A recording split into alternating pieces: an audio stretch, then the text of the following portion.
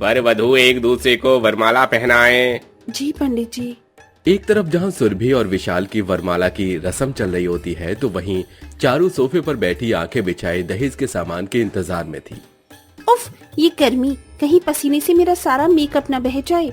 एक बार फोन के शीशे में देख लेती हूँ। हाय रब्बा, मेरा मेकअप तो बिगड़ रहा है। बस जल्दी से भैया के फेरे पड़ जाएं भगवान जी। थोड़ी देर में फेरे हो जाते हैं और सुरभि का दहेज का सारा सामान ट्रक में भरा जाता है, लेकिन चारू का दिल अपनी भाभी के दहेज में मिले महंगे फ्रिज एसी पर अटक जाता है। Wow, I like it. भाभी के दहेज में मिला एसी फ्रिज बहुत ही कॉस्टली लगता है। अब तो ये मेरा ही होगा। हाँ, फिलहाल अपना थोपड़ा ठीक कर ले चारू। जैसे ही सुरभि और विशाल दूल्हा दुल्हन की गाड़ी में बैठने जाते हैं तो चारू बीच में पहले ही आकर बैठी होती है। अरे चारू, तू यहाँ हमारी गाड़ी में क्या कर रही है? तू जाकर बारातियों के साथ बस में बैठ कर आना। तभी चारू नखरे करती हुई बोली, नहीं नहीं, मैं नहीं जा रही भैया, वहाँ बस में गर्मी से मुझे नहीं उबलना।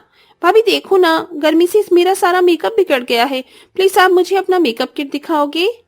सुरभि हिचकिचाते हुए अपना पर्स दे देती है। हाँ हाँ, ये लो, इसमें सब कुछ है। चारू अपनी भाभी के मेकअप किट में से मेकअप लगाने लगती है। बेचारी सुरभि अंदर ही अंदर गुस्से से उबल रही थी। देखो तो लाडो रानी, मेरा मेकअप कैसे थोप थोप कर लगा रही थी, जैसे कि बाप का माल हो। अरे वाह सुरभि भाभी, आपका मेकअप किट तो बहुत ही बढ़िया है। काफी महंगा होगा ये ना?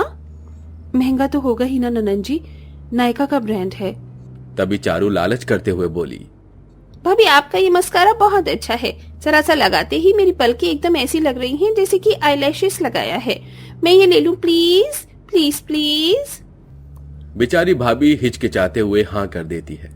हाँ ठीक है, रख लो ननन जी। भाभी ये टोमेटो कलर की लिपस्टिक भी बहुत प्यारी है, मुझे पसंद आ गई। मैं ये भी ले लूं प्लीज प्लीज? दूसरी बार तो जैसे बेचारी भाभी का दिल ही निकल आता है, लेकिन नई नई शादी का सोचकर खुशी खुशी अपनी महंगी लिपस्टिक वो दे देती है, लेकिन अंदर ही अंदर वो डबडबा जाती है।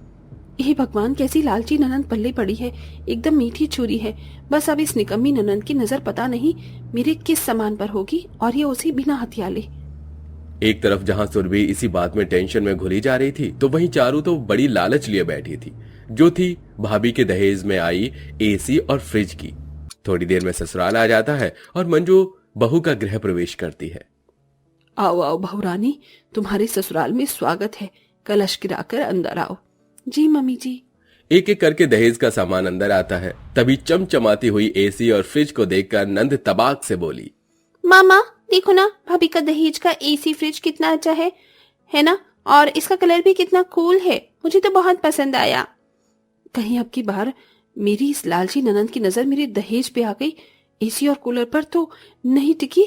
ओहो, नहीं नहीं, इससे पहले मैं ये एसी अपने कमरे में ही लगा लूंगी। अरे जरा सुनिए भैया। जी मैडम। बाकी का सामान बाद में उतारना, पहले इस एसी को ले जाकर मेरे कमरे में फिट कर दो। जी अच्छा। तभी नंद बीच में टपक पड़ती है। अरे ओ भैया, एसी भाभी के कमरे में नहीं लगेगा। ये सुनकर भाभी का खून उबलने लगता है। क्यों भाई, ये एसी मेरे कमरे में क्यों नहीं लग सकता? मेरे दहेज में मिला है। नंद भोली भाली बनने का दिखावा करके कहती है, वो भाभी अभी तो अप्रैल ही चल रहा है, इतनी गर्मी नहीं पड़ रही, इसलिए क्यों फालतू में बिजली फूकना, है ना? तेरी ननंद बिल्कुल ठीक कह रही है बहू, अभी इतनी भी गर्मी नहीं, एसी क्या चलाना, इसे पैक करके रख देते हैं। लेकिन मम्मी जी, मुझे एसी में ही नींद आती है। मेरी प्यारी भाभी, थोड़ी बहुत आदत तो बदलनी पड़ेगी, जैसे घर बदल गया और आपकी एसी फ्रिज कहीं भागा थोड़ी ही जा रहा है। हाँ चारू ठीक कह रही है। सुरभि अब चलो कमरे में।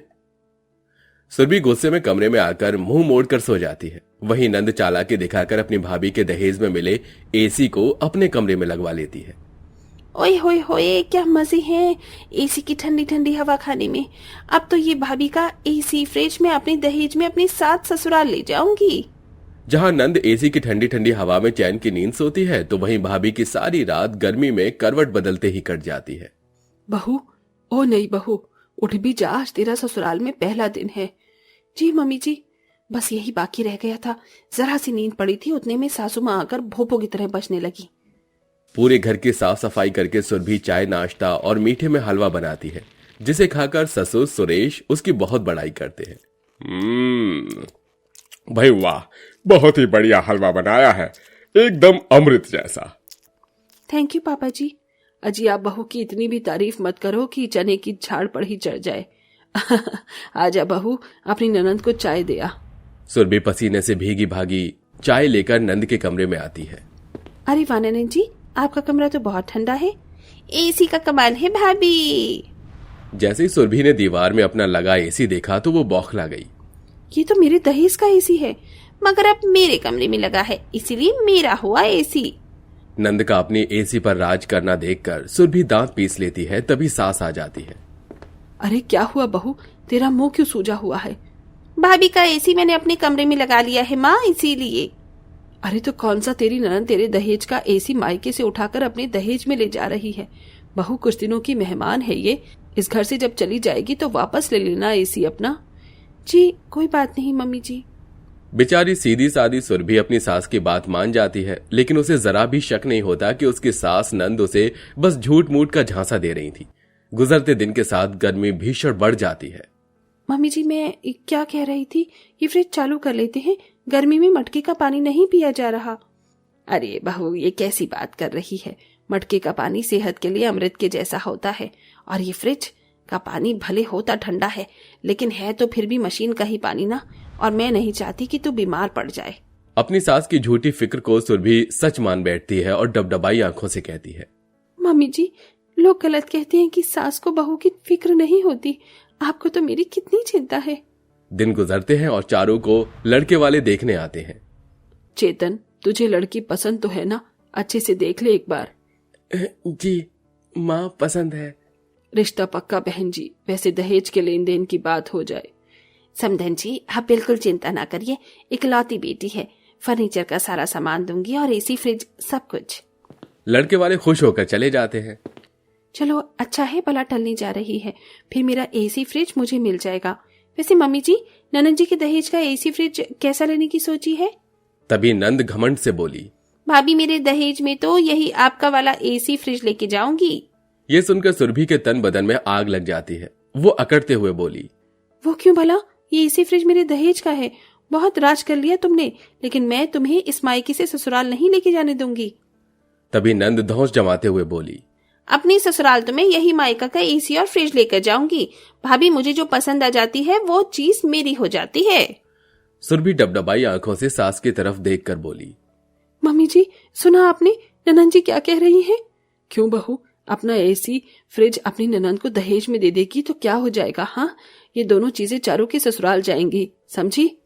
सुरभि अपनी नंद की खुशी के लिए कुछ नहीं कहती। अब शादी का दिन आ जाता है, दहेज का सारा सामान जाने के लिए रखा जाता है। सुरभि अंदर ही अंदर रोते हुए बोली, ये फ्रिज एसी डैडी ने मुझे दिया था, लेकिन मेरी ननंद के साथ अब ये दोनों मायके से उसके ससुराल चला जाएगा। सुरभि रो ही रही थी, तभी पड़ोसन पद्मा आ जाती है।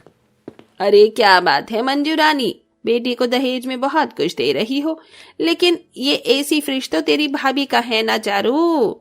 अरे तूने अपनी भाभी का एक एसी फ्रिज भी नहीं छोड़ा, ये भी ले जा रही है। चारू बेहद शर्मिंदा होती है, उसकी आंखें नम हो जाती हैं। भाभी मैं आपका एसी फ्रिज लेके नहीं जा रही, ये तो आपके दहेज में मिला था ना, पर मैंने इस पर अपना हक जमा लिया और पूरी गर्मी में बिना एसी के आप सोई। आपकी मम्मी पापा ने दिया था, मैं आपका हक लेके नहीं जाऊंगी। सुरभि जो कि अंदर ही अंदर दर्द छिपाए बैठी थी, वो चारू से गले लगती है, जिसके बाद उसकी विदाई हो जाती है।